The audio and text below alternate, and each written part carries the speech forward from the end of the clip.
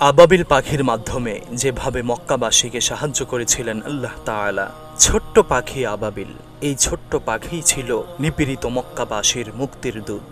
খোদাদ্রোহী অত্যাচারী আব্রাহা চেয়েছিল মক্কায় অবস্থিত আল্লাহ তাআলার ঘর পবিত্র কাবা শরীফকে গুড়িয়ে দেবে। বিশাল বাহিনী নিয়ে মক্কার দিকে এগিয়ে এসেছিল সে।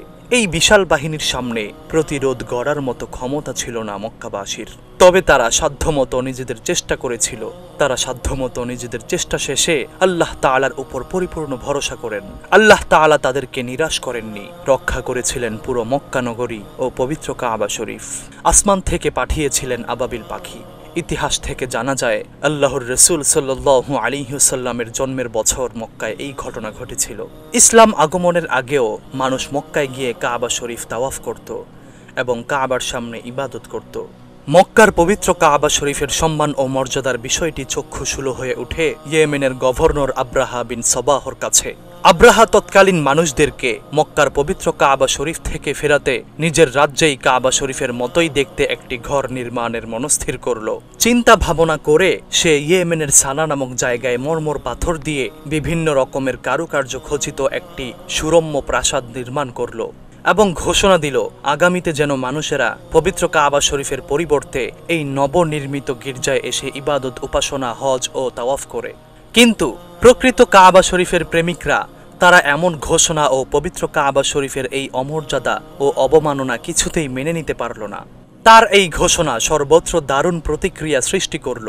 কুরাইশরা রাগে ফেটে পড়ল। কেউ একজন আব্রাহার এই কাণ্ডে প্রচণ্ড ক্ষেপে গেল। সে একদিন আব্রাহার নির্মিত সেই জাঁকজমকপূর্ণ গির্জায় গোপনে ঢুকে পায়খানা করে এলো। অন্য বর্ণনায় এসেছে কুরাইশদের একদল যুবক ওই গির্জায় ঢুকে আগুন ধরিয়ে দেয় যাতে গির্জা পুড়ে ধূলিসাৎ হয়ে যায়। আব্রাহা যেই উদ্দেশ্য নিয়ে গির্জা নির্মাণ করেছিল সেই উদ্দেশ্য চরমভাবে ব্যর্থ হয়।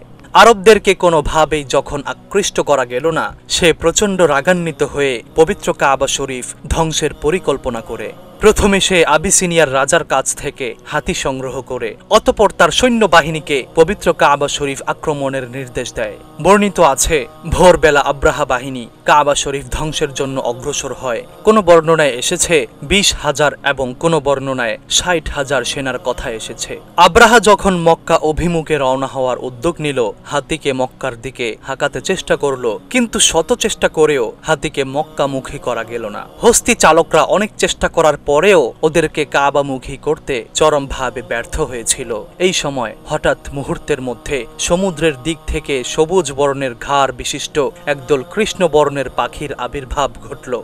ওরা ঝাঁকে ঝাঁকে উড়ে উড়ে আব্রাহার সৈন্যদের উপর ক্ষুদ্র ক্ষুদ্র প্রস্তরকণা বর্ষণ করতে লাগলো। পাখিগুলোর মুখে একটি এবং দুই পায়ে দুইটি কঙ্কর ছিল, যার আকার ছিল পরিমাণে ডাল ও গমের মতো। এই কঙ্কর যার মাথায় পড়েছে সেই ধ্বংস হয়ে গিয়েছিল। কিছু আঘাতপ্রাপ্তকে মরতে দেখে বাকি সবাই বিভিন্ন দিকে ছুটে পালাতে শুরু করলো। ইবনে ইসহাক বলেন, আব্রাহার বাহিনী মক্কা থেকে পালিয়ে ইয়েমেন পর্যন্ত মরতে মরতে যায়। আব্রাহা সানা শহরে পৌঁছে লোকদের কাছে আল্লাহ তাআলার আযাবের ঘটনা বলার পর মৃত্যুবরণ করল। এই সময় তার বুক ফেটে তার কলিজা বেরিয়ে গিয়েছিল। আব্রাহার এই হামলার সময় মক্কার অধিবাসীরা প্রাণ ভয়ে পাহাড়ে প্রান্তরে ছড়িয়ে পড়ল এবং পাহাড়ের গুহায় আত্মগোপন করল। সেনা দলের উপর আল্লাহ তাআলার আযাব অবতীর্ণ হলে তারা নিশ্চিন্তে নিজ নিজ বাড়ি ঘরে ফিরে যায়। তো এইভাবেই আল্লাহ তাআলা আবাবিল পাখির মাধ্যমে কাফেরদের হাত থেকে পবিত্র কাবা শরীফকে রক্ষা করেছিলেন।